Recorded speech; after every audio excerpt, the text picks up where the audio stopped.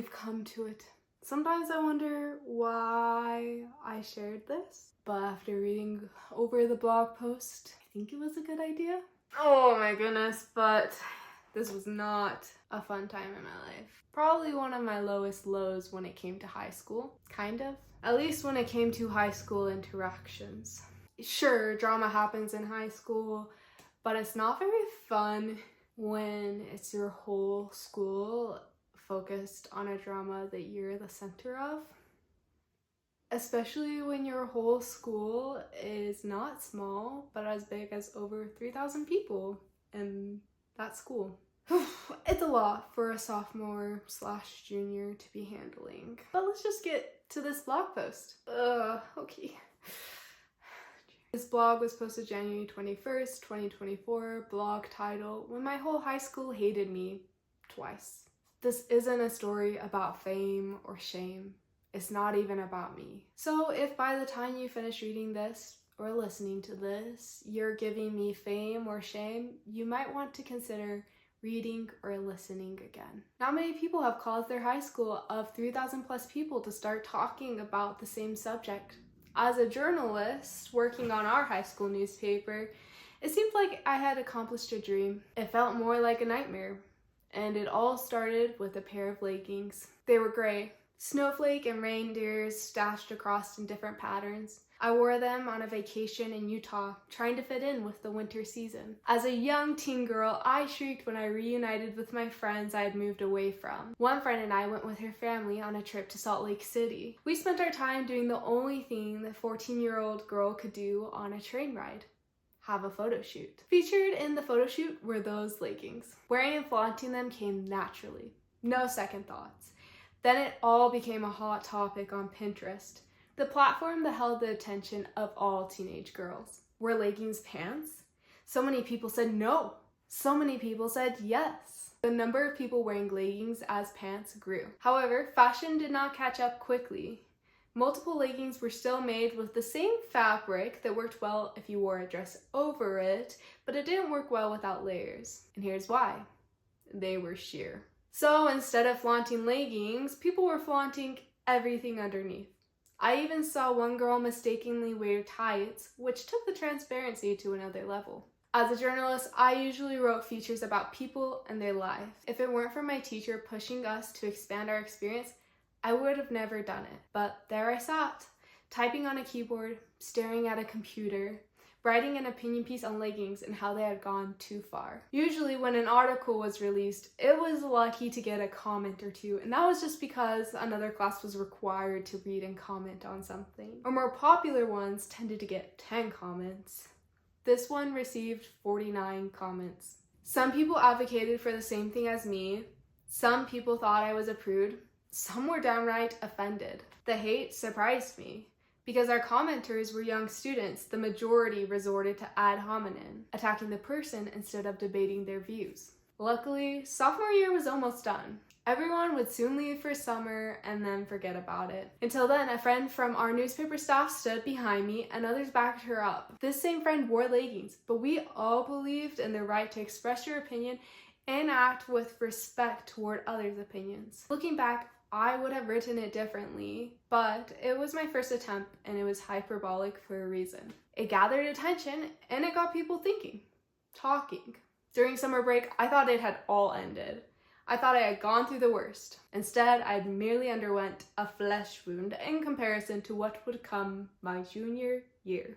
Don't ask me why I decided to write another opinion piece. Maybe I felt like if I could encourage discussion on these topics, I should keep going. Even if people slandered me, at least we would all have the opportunity to think more about something before continuing on with the usual. So there I sat again, screen lighting up my face, a thought coming to my mind. Outside, a breeze blowing through the trees as the air cooled and the seasons shifted, an event coming closer. Homecoming. Because this was the first year I could go with a date, homecoming was a big deal. Who would ask me? What dress would I wear? Would I make royalty? It all enthused me. I could hardly think about it without a cheesy grin spreading across my face. There was only one thing I dreaded, the dance floor.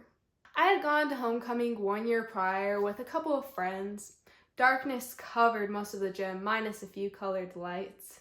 The speaker's music destroyed our eardrums, and a mass of bodies clumped together as students grinded against their dates or anyone who agreed to it. If you entered the group vicinity, there wasn't much space for doing any other type of dance. It felt awkward to stand out in the open or sit on the bleachers, so I'd aimlessly follow my friends around the tight quarters, feeling trapped and disappointed. I didn't want to relive that experience. More than anything at the time, I wish I could go to homecoming and have people a little more spread out, not constantly pressing themselves against one another. I mean, where was the creativity in the dance moves? Because I had wrote an opinion piece once, I decided I could do it again. Instead of jotting down a bunch of my thoughts, I approached this one differently. I did research. Had it always been this way? Were other schools like this too? No and no. Deciding I wanted to hear my peers out before posting the article, we released a survey on our website and promoted it on the screens in the school. Should grinding be allowed at school dances? It didn't shock me that most people said yes. However, the amount that said no was not insignificantly small. With a few more votes in their favor, it could have easily been 50-50. I interviewed the students and the man himself, the principal. I have a lot of respect for him since he always treated me with respect and civility, despite me throwing him under the bus when he said he felt like grinding was declining in popularity, and it clearly wasn't. After all of my research concluded, I wrote my article, Why Grinding Should Not Be Allowed at High School Dances. A few days before its publication, the nominations for junior and senior homecoming royalty came out. My friend, a senior, and I, a junior, both made it. And then my article went live. The comments poured in like rain before a tornado. Honestly, girl, you need to move to an Amish country. Don't ruin grinding for everyone else just because no one wants to grind with you. Delete this article. She doesn't know what she's talking about. Please, this girl gave me a headache. On the public-facing front, the article had 70 comments. Behind the scenes, there were even more, but for legal reasons, we couldn't publish certain comments on a high school newspaper's website, certain comments that included death threats. Students were confused and angry. Some thought my article might result in the school banning grinding. Some thought it had already resulted in that. Others knew better but still despised me for my opinion.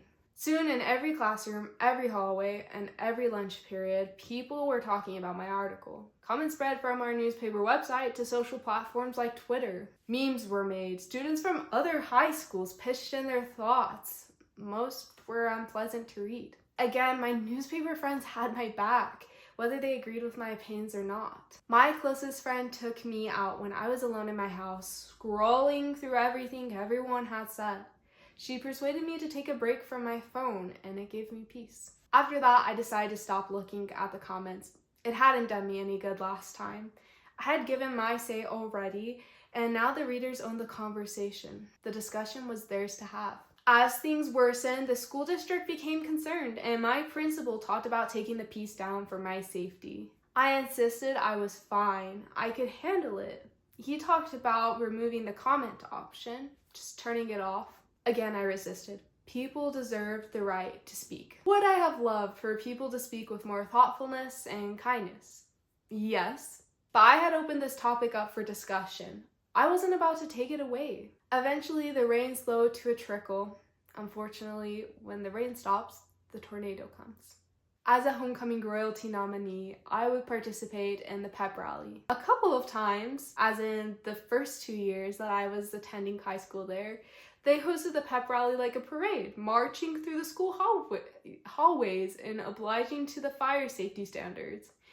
This year, for some reason, they decided to go traditional and just cram all the students into our gym. The nominees gathered together in another room. We would all stand on the stage together. Each person would have the chance to speak into the microphone and say their name, their grade, and one thing about themselves. I'm not sure what my one thing was.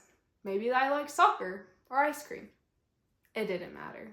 I finished speaking, and then I could hear the boo. There were cheers too, but boy, there were enough boos to make it hard to focus on the applause. Surprise, surprise, no one asked me to homecoming. I asked a friend who might not have gone otherwise, and he happily said yes. At the homecoming football game, I shook as halftime came and I waited down by the field. I didn't know what would happen. More booze? A pig's blood Carrie moment? My mom and my friend tried to bolster me up. No matter what happened, they were there for me. My arm linked with my mom's. I walked down the field. Nothing happened. According to a source of mine, a few people booed, but not as many as at the pep rally. Maybe others were scared because too many adults were around, or maybe they were over it. It didn't matter. I couldn't hear them from that far away. And surprise, surprise again, I didn't get voted as homecoming princess, and thank goodness. Could you imagine the controversy that would have come from that? The day of the dance came. The dress fit me spectacularly, and I was literally shining because of the fabric's midnight sparkles that glimmered every time I moved. I never checked the clock, but when my date and I arrived at the dance, we couldn't have been there longer than 10 minutes. As soon as we walked into the gym, a girl I knew came up to me. She started saying hi, and then she forcefully grinded on me. My date pushed her away, and I was embarrassed. Her friend was embarrassed too, and it became clear that she was not in her usual state of mind. It was a small incident, but it shocked me. The girl knew I hadn't wanted it, and she had done it anyway. I didn't even feel like going anywhere else in the gym. After all that had happened, why bother trying to dance and have a good time with my date? The risk wasn't worth it. Honestly, side note, I was scared. If that's how it had started, I didn't want to know what would happen if I furthered past the freaking basketball line. We weren't even more than a few feet in. We left and went bowling. I'll forever be grateful for my dance's sacrifice. Hanging out with the high school's most hated girl, ditching the dance, and trying to cheer that same girl up after a semi-traumatic incident. When my mom heard about what happened, she reported it to the principal. I received an apology. Then all the drama with the dance ended. People moved on. I'm not sure if either opinion article had a lasting effect on people. Maybe I had imagined it, but I thought it seemed that girls started to wear thicker leggings. And when I went to my senior homecoming, I thought there were more people than usual dancing outside the massive grinders. Maybe nothing changed except this. People had the chance to talk and think about what they were doing. As a blogger, an author, and in my heart, a journalist, I believe in speaking up. More specifically, I believe in speaking up in the right timing and in the right way. Kindness and respect are key. I have made many mistakes in learning how to do this, but I never gave up on the freedom of speech for myself or for others. So I suppose it was all worth it, even if my whole high school hated me. Twice. Oh, I just want to have the energy to recap a blog article like that. Heavy for me, guys. It's very heavy to visit those memories. Well, if you had any moment where you were bullied in high school or hated, or you did something that you thought was great and then you got about a lot of backlash, no, you're not alone. This wasn't even the first time people hated on me. It was just very widespread.